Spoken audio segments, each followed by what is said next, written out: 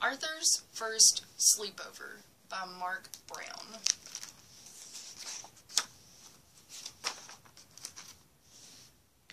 Arthur was getting ready for his first sleepover. "It isn't until Saturday," called Mother. "Come in and eat your breakfast." Father laughed while he read the paper. "Some man in town says he saw a spaceship," he chuckled. "Probably the same man who thinks he saw Elvis at the mall," joked Mother.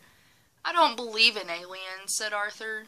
"Well, the National Enquirer does," said D.W., "and they'll pay a lot of money for a picture of one."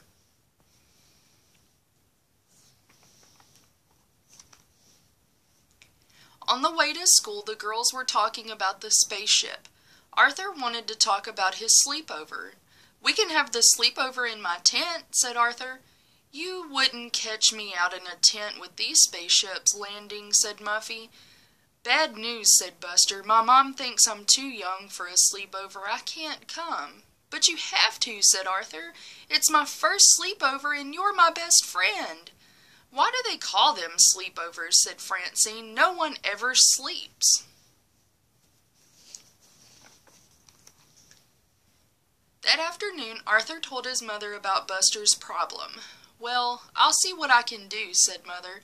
Arthur crossed his fingers while she dialed. Buster's mom did all the talking. "Yes, no, of course not," said Mother. "Absolutely.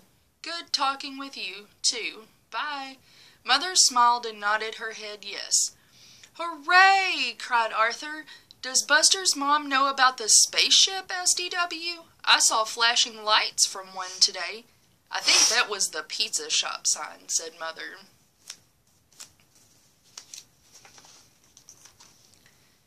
Saturday morning, Arthur was outside making the tent cozy for his sleepover. His family helped too. "I was just thinking," said D.W., "how do we know you're our real parents and not aliens in their bodies?" "Did you brush your teeth?" asked Father. "And pick up that mess in your room, young lady," said Mother. Okay, said D.W. "They sound real to me," said Arthur. Arthur was looking for his flashlight when Buster and the Brain arrived. "It was here a minute ago," said Arthur. "I wonder if you'll see any aliens," said D.W. "If we do," said the Brain, "how will we communicate with them?"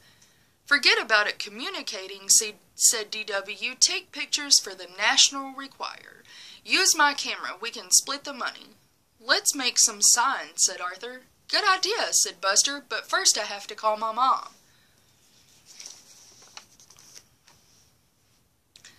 After they finished their signs, they unpacked. "I brought a few snacks," said the Brain. "I brought a rubber snake," said Arthur, "to keep D.W. away.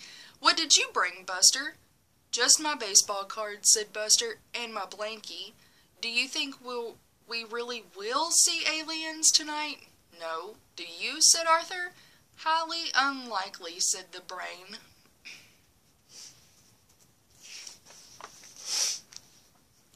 The boys forgot all about aliens. They were too busy telling jokes and trading baseball cards. "Pillow fight!" screamed Buster. "Quiet!" said the Brain. "What's that sound?"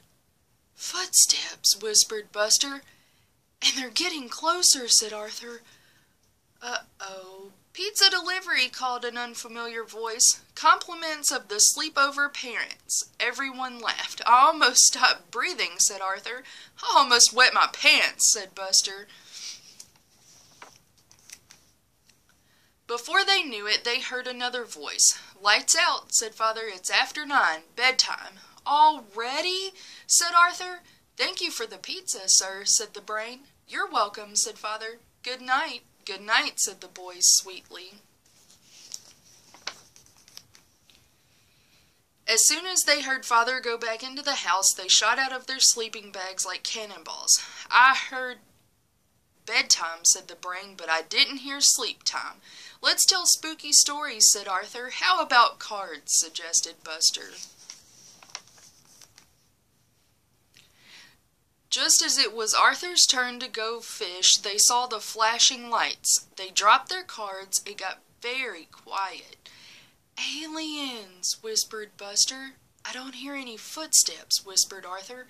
"Of course not," said the brain. "They haven't landed yet." Lights flashed again. "They're heading for our tent! Run for your life!"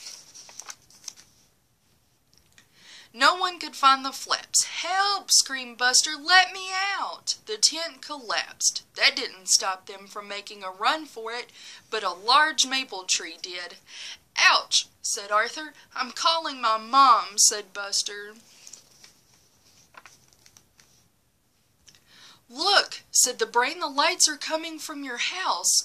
"I think I know this alien," said Arthur. "It's from the planet DW. Arthur noticed the things they used to make signs. That gave him an idea. "Let's put our tent back up. I think I know a way we can teach that little space creature a lesson." Later, Arthur crept quietly into the house. DW was in her room laughing. "What's so funny?" he asked. "What are you doing up here?" said DW. "Did you come in because you're scared?" "Not really," said Arthur. "I'm returning your camera. You'll probably see an alien before we will." "I doubt it," said DW. "Well, just in case," said Arthur. "Sweet dreams." Then very quietly he returned to his tent. A minute later, DW heard a tap at her window. "Aliens!" she screamed. She screamed so loud it woke up everyone in the neighborhood. Everyone except Buster the Brain and Arthur. When Mother and Father went out to check, the boys were sleeping like little angels. Of course, after Mother and Father went back into the house, it was another story. The end.